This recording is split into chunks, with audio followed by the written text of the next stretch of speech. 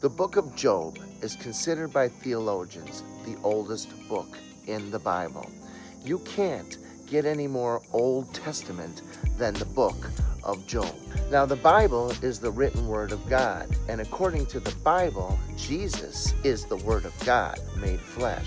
So, if Jesus is the word of God made flesh, then that would mean that the entire Bible, even the oldest book in the Old Testament, would point to Jesus. So let's take Job chapter 9 verse 8 for example, where it says, "He alone stretches out the heavens and treads on the waves of the sea." Well, who's the only one that treads on the waves of the sea? That's Jesus. Now let's go to Job chapter 9 verse 33, where it says, "If only there were someone to arbitrate between us, to lay his hand upon us both."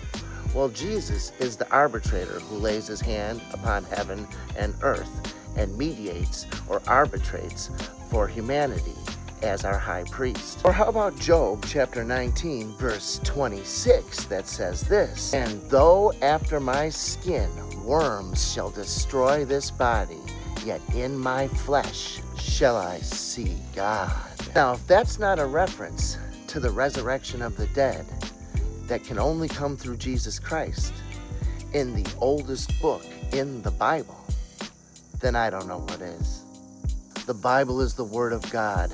Jesus is the Word of God made flesh, and everything in the Word of God points to Jesus. Christ is